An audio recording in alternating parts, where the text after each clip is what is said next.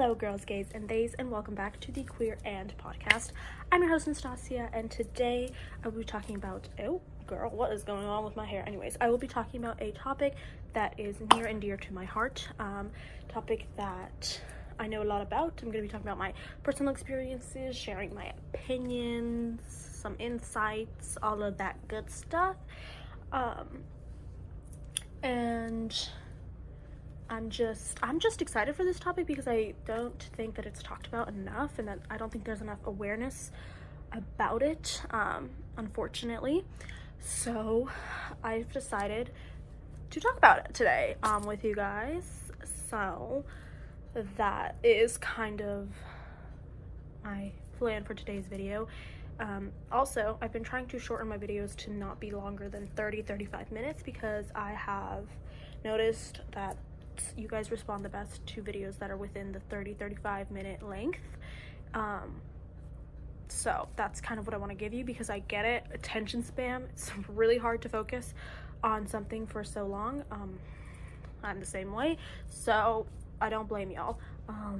But sometimes I just have so much to say that I feel like, but I'm trying to get some notes and stuff. You guys do know that I still love keeping like the footage raw and keeping it like a conversation. That's my flow, that's my type of podcasting style, and I still want to stay true to that, but I am taking a little bit of notes just so that I know, okay, these are the topics that I like need to talk about, and you know, kind of not get so unfocused on the topic, because that happens a lot where I'll just start rambling about something else, and so I want to keep myself focused and centered. So without further ado, let's talk about this topic that is today's video, which is I'm so sorry because this word is really hard for me to pronounce for some reason, so I will be butchering it probably throughout this whole video, which I know is annoying, but I can't help it. The fetishization of queer women. That is today's topic, and as a loud and proud queer woman, I thought that this topic would be perfect to talk about. I have never talked about it on this podcast, which I'm shocked about, honestly, and I have a number of personal experiences that I can share with y'all, and just so much to say about this topic, so I thought that I would go ahead and bring some awareness to it. So let's begin, shall we? So we're gonna be starting off with my personal experiences and kind of how that has affected me, my life, and my existence as a queer woman, and then I'm going to be going on to just general like facts and opinions and insights and stuff like that. So yeah, I came out as queer when I was 15, I believe. Yes, I think, or 14, I don't really remember. I think it was 15 though. And I am 19 currently. So old, I know. And within those 4 years, there have been quite some unpleasant and uncomfortable experiences that I've had with cis-het men. And if you don't know what cis-het is, it's cisgender heterosexual men. It's just like the shortened term for that. Yes, and I think that this is because queer women, how do I say this? We live in a patriarchal and hetero like normative society, and with that comes I think it is so engraved in women, particularly the fact that you need a man. Like, you can't survive without a man. You need a man to do this for you, for this or this and this. And so much of, you know, what has been taught to women is to do things for the male gaze, or to do things so that men will like you, or so that men will approve, or, you know, whatever. And I think that with queer women, who are not attracted to men, so I'm specifically talking about lesbians in this case, so, you know, women who are not attracted to men in any way, I think that is a hard concept for some people, some men, to grasp, because they were so used to everything revolving around them, and now all of a sudden they're like, wait, you aren't doing this for my attention, you aren't doing this for me, like, what do you mean you're not interested in me, like, not even at all? And I think that there's so much of like a denial for lesbians as well. I think this comes with how do I say this? I think that a lot of lesbians, people want to put them as in a box of as bisexual, or like, oh, you just haven't found the right man because there's a right man out there for you, like you need a man, like, you know what I'm saying? And I'm not saying that that's not necessarily the case for gay people, like gay men, but I am saying that I think it's more prominent within women just because of society, gender roles, and all of that is still very much deeply engraved in society and in our political, social systems, etc. So yeah, but I do think that men also have this fetishization of lesbians, because now I am somewhat confused about this, but from what I felt, it's like they want what they can't have in some sort of way. And so like, I know for a lot of men, like, I don't know how to describe this in like different terms, but the chase for the person means more than just getting the person in the end. Like, they like having to fight for someone, they like, you know, having to prove themselves, or this and that and this and that. And so I think that with lesbians, you know, obviously they're not into you at all, but men will still be like, no, like, I'm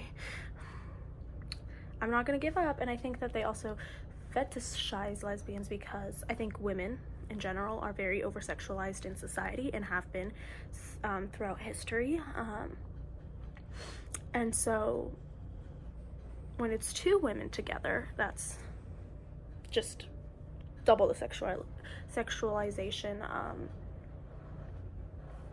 because that's just been what has been put on women for so long, like this sexualization of women and this sexualization of queer women relationships, like lesbian relationships, which is really unfortunate. But I think that that's also why like lesbian porn has such high viewing rates, specifically by cishet men, because they enjoy the and also it's overly sexualized, and cishet men enjoy that overly sexualization, because that's like, that appeals to them, and for whatever fucked up, twisted way that is the case, but that is unfortunately the case, right? Like, that appeals to them, that over sexualization, and that kind of, I don't know, like, you don't want me, but you can still do this one thing for me, like I can still get pleasure out of this even though you don't want me, kind of thing. When it comes to like women loving women relationships. And I think that oftentimes lesbian relationships in media are portrayed in a very over sexualized way, and in a way that's very much catered to the male gaze, and it's very obvious that it is catered to the male gaze, which I noticed actually when watching a film, which some of y'all might know, Blue is the Warmest Color. When I tell you that that film was the definition of fetishization of lesbians, that's what I mean. Because it was so sexual, and it was so icky, and it I don't know how to describe it, but it's just, that's how I would describe it. Like, it was such overly sexual, that it was clear that that was made for the male gaze and not actually to represent lesbians or to represent queer relationships, which is annoying. So that there's that aspect to that, that I think even media representation is missing. That's just focused on lesbian love, lesbian romance, and not necessarily the sexualization of it all. And I just think very few have done it right in terms of representing lesbians that aren't lesbians themselves, like lesbian directors and whatever. Like, obviously they have that on point, but I think, like, in general, just in media, it's very refreshing when I see something like a film or a video or whatever, that like isn't over sexualizing lesbian relationships. It's very refreshing to see, and it's not very common, unfortunately. So I don't know, like, that gets me fired up a little bit because it's just a gross concept, and I hate it, and I hate that that exists, and I hate that that's the society that we live in. But unfortunately, that is the society that we live in, and that's just how people are. And hopefully that changes with time, with exposure, with talking about it. And yeah, so my experience with fetishization, I can't pronounce this word, fetishization, there we go. I've had quite a few, but I guess I'll drop a few of my most, like, shocking ones where I was like, hold up. Can we run that back? Can we run that back? Because what did you just say to me? Okay. I came out to a friend. It wasn't so much of a coming out as it was more of like he figured it out and he asked me if I was gay, and I said yes. And then he, in response to that, he was like, oh yeah, like, don't worry, like, I have no problem with that, like, I actually, like, watch lesbian porn all the time. And I was taken aback. I was like, oh, that's not really, okay, it's not really being supportive, that's not really being an ally. So it's like, yeah, I got no issue with that, like, don't you worry. And I was like, oh, okay, yeah. That was uncomfortable, and I want to die. And that was, yeah, it was definitely an uncomfortable experience. And I was, like, honestly, like, 16 at that time too when that happened, so it was still in the beginning of my journey. I mean, I'm still in the beginning of my journey. Like, 4 years isn't that, like, long, but yeah. So that was that was shocking, and it was in high school. Like, I was just casually talking to my friend in high school, and that kind of was the words that came out of his mouth. And I was like, oh, girl, no, we're gonna have to work on what you think is being supportive, because that's not that. So yeah, heard that one before. There have been many times where people, you know, I will come out to someone and they will be super accepting of me, but then be homophobic towards gay men.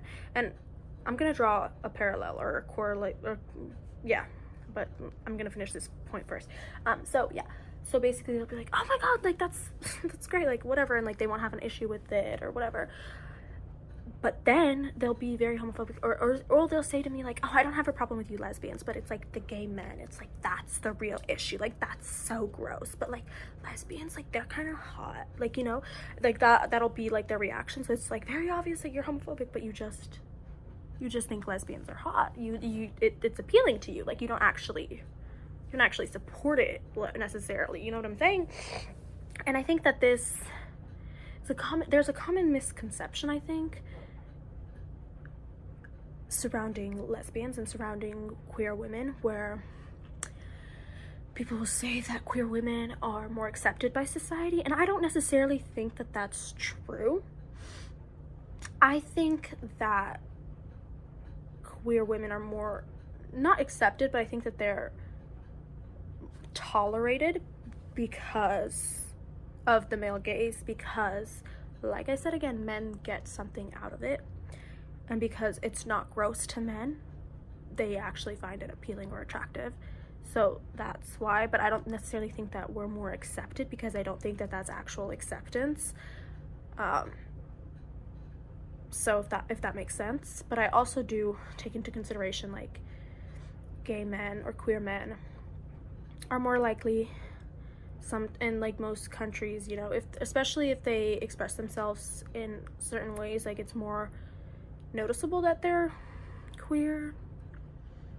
Like, I don't know how to, like, say, you know what, I'm not, like, I don't know the experiences of queer men, so I'm not even gonna talk about that. But I just think that that misconception that, you know, queer women are automatically just like accepted by society is very not true in a lot of cases. In a lot of cases, I think that it's more the over-sexualization, not necessarily acceptance, because I think, and also I think that people don't view queer women relationships as serious, or to them it's just a joke. Like, they'll be like, yeah, that's funny, but like, you know, like, it's not actually real, or like you'll find the right man like in time, kind of thing.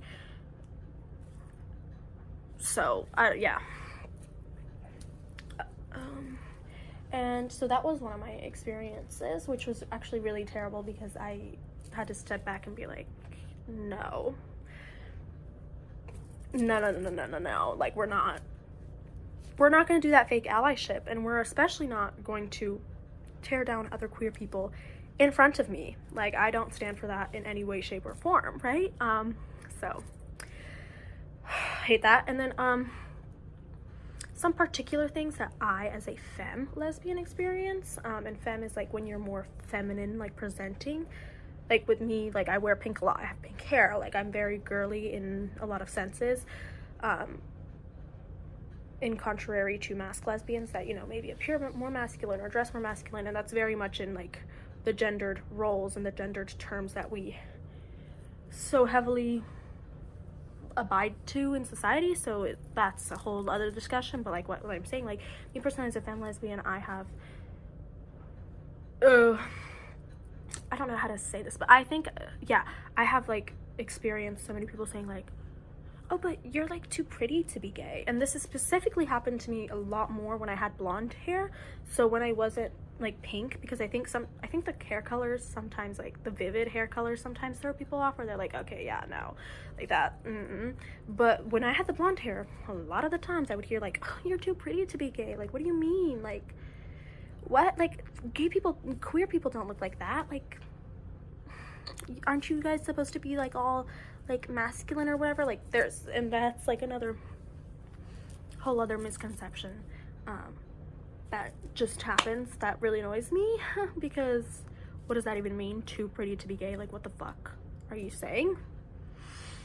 Anyways, I've had that happen to me, and then I've had a lot of people just swoop right past me when I'm saying, oh, I'm a lesbian, and they'll be like, oh, you're bisexual, and it's very obvious. I'm like, no, I don't like men. They're like, oh, you just haven't found the right one.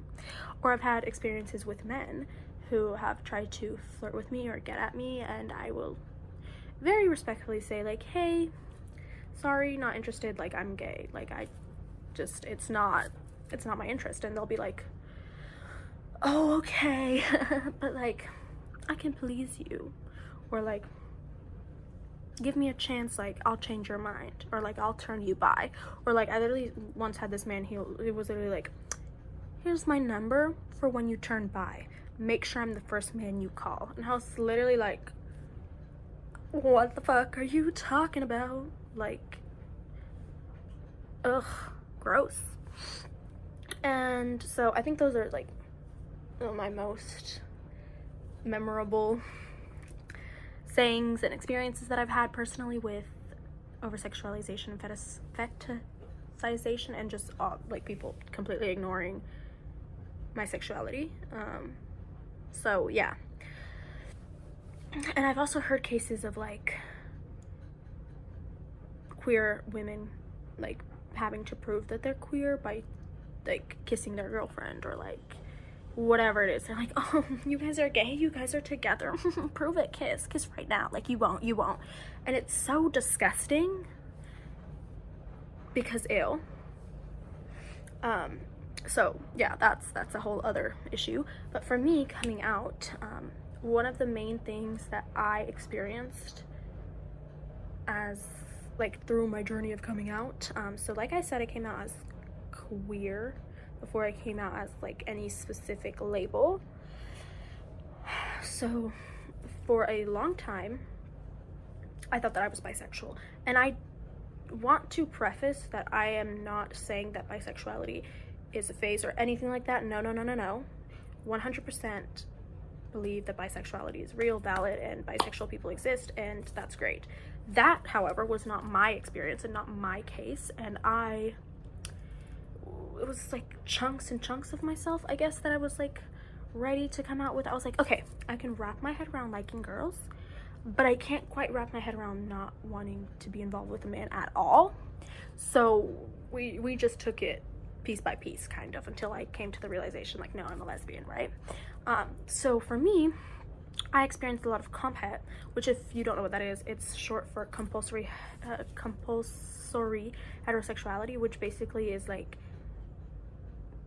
heterosexuality that is like enforced upon people within our heteronormative and patriarchal society, especially I feel like with women, because with women, like I mentioned before, it's your whole world revolves around men, right? Everything you do is for men, for the male gaze. Like, how dare you, you know, like, oh, you're also suddenly you're not interested in the male gaze, suddenly you're not interested in men, like, what? That can't be, like, you know, like, that's. And so for me, that was the hardest concept, or the hardest part to accept about myself, is like, I want nothing to do with men, right? That was the game changer. Not so much as liking girls, right? Because at the time I was like, okay, yeah, I like girls, so what? Like, I also like boys, like, that's totally like fine. Like, and I like, I'm sure like I'll find the right boy, and like I'll marry him, and like nothing will have to change, like, in terms of like my life, like in terms of if I, you know, married a woman, right? That would be a drastic change compared to if I just married a man and just dealt with that and just went with that. And so I was very much trying to gaslight myself into, you know, oh, I still like men, like, what are you talking about, like, da-da-da. And for a while that worked. Well, I wouldn't say it worked, but it served a purpose, and I played into that, and I would just be like, yep, know that this is me, like, this is my experience, like, great. And then at one point I was like, okay, I'm bisexual, but I have a preference for women, right? And that's see, like, I don't know how to tell y'all, but it's like very much like in pieces and pieces and pieces. Like, I wasn't fully ready to just out with and be like, I'm a raging lesbian now. So piece, and I was like, okay, I have a preference for girls, but I'm still bisexual because I can, like, like, I'm still bisexual, like, I still like men, right?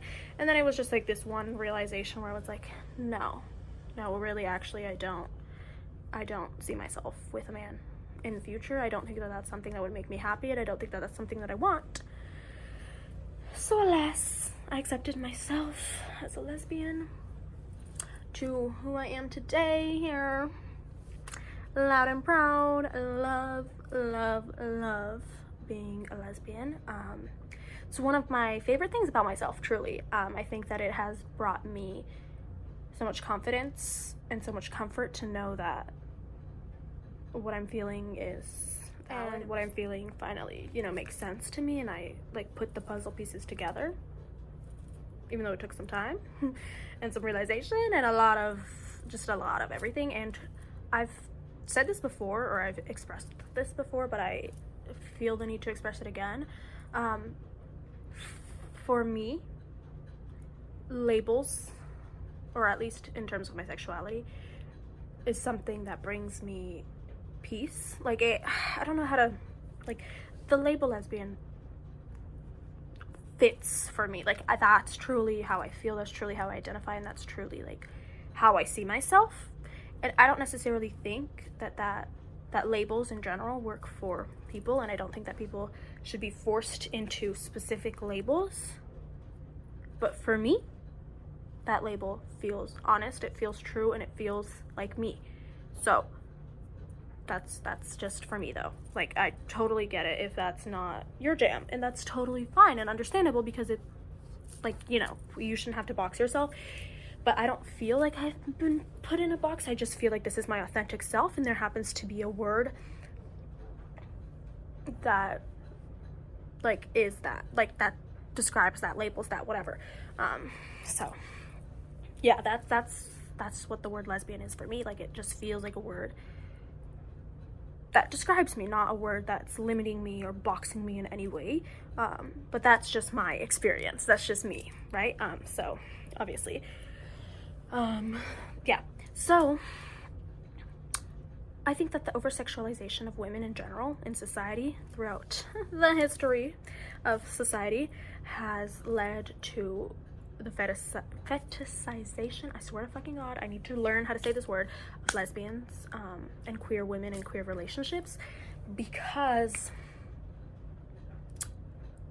hey, if women need a man, if everything that women do are for the male gaze, then even these relationships that they are in, like, you gotta include the male gaze in it somewhere, right? Like, that's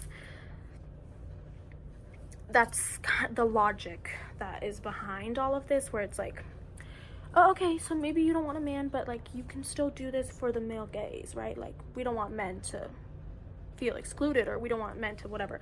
And so I think that that's why a lot of the times there'll be this mask of acceptance where it's like, nope, they're not truly accepting you, but they're like, oh yeah, being lesbian is hot, like I don't have an issue with it, like that's fine.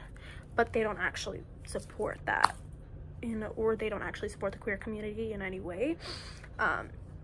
And so I've heard that so many times too. Like, it enrages me because people will be like, oh no, not you, silly, it's gay men that we don't like. And I'm like, and why is that? And why is that? Because men have never been for the male gaze, so it's not such a crazy concept for them. When, like, I don't know how to describe it, but it's like, you know what I'm saying? Like, male gaze, women were for the male gaze, not men. Like, men weren't meant for the male gaze, or whatever the fuck. Like, I don't know how to, like, specifically say that, but, like, so cishet men who don't want men, they'll be like, ugh, that's the issue, not you. We want women. We like you. We're gonna sexualize you. We're gonna fetishize you. We think it's hot. We think it's cool. We think it's like whatever. Yeah, I don't know. I'm just over it. That's all I can say, because it's really aggravating to me that it's 2024 and this is still happening to so many queer people and so many queer women. I don't know, like, it astonishes me every time. And sometimes people have the audacity to say these things and they think that what they're saying is so amazing, so like, oh my god, like I'm the best ally in the world. Like, no, I don't think that's the case at all. So I think what I'm trying to say with this is, like, everything that fits in some kind of narrative that people can wrap their heads around is okay. But once people start to exit that narrative in whatever shape, way, or form, it becomes not okay and not accepted anymore. So the concept of lesbians and the concept of queer women in general is already breaching that, like, acceptance of, like, yes, society, woo, right, under heteronormative society and a patriarchal society. Like, that's outside of the box, right? But they can pull parts of us back into the box by being like, okay, you're in this relationship, but reel it back in, let's make it for the male gaze, let's over sexualize it, you know, or like let's represent it inaccurately in media to appeal to the male gaze, or this and this and this and this. And so they're slowly putting us back into a box where we're accepted only if we're in that box. So you're accepted as a lesbian or a queer woman in a queer relationship only if what you're doing is hot to men, what you're doing is somewhat appealing to the male gaze, then it's okay. But if you're like me, who is an active and outspoken lesbian who will tell you in your face that you're a gross human being for sexualizing me and my existence and the existence of queer women in general, then suddenly there peaks the homophobia, there peaks everything that was hiding underneath the layers of oppression. Yeah, it's like oppression is like onion, like there's so many layers to it. And I think that sometimes some of the layers may seem not as bad, but they're just as bad and they're just as oppressive.